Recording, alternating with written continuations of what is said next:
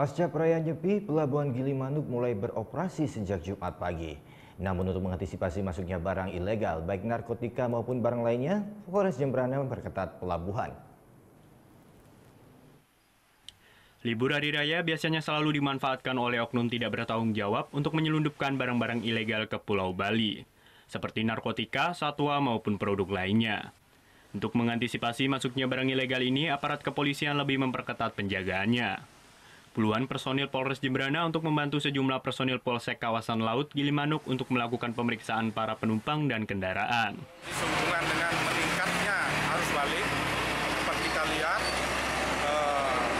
muatan kapal semua penuh, sehingga petugas yang rutin normal ya kewalahan lah, sehingga Polres sudah memperkuat personil di lapangan dengan backup dalam bentuk SIP itu dari Kapolres sudah memperbantukan demikian.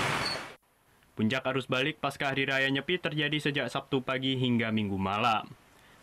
Kepadatan arus balik dari Pulau Jawa diperkirakan akan kembali padat pada Senin malam. Dari hasil sweeping yang dilakukan petugas tidak menemukan barang yang mencurigakan. Putu Wijana melaporkan untuk NET. Oh, yang beneran. Iya, oke. Nah, udah kan nonton beritanya? Jangan lupa di-subscribe, di-like, dan juga di-komen ya akun YouTube dari Net Bali. Terima kasih udah subscribe. Yang belum, jangan sampai lupa. Di sebelah sini nih. Notif subscribe.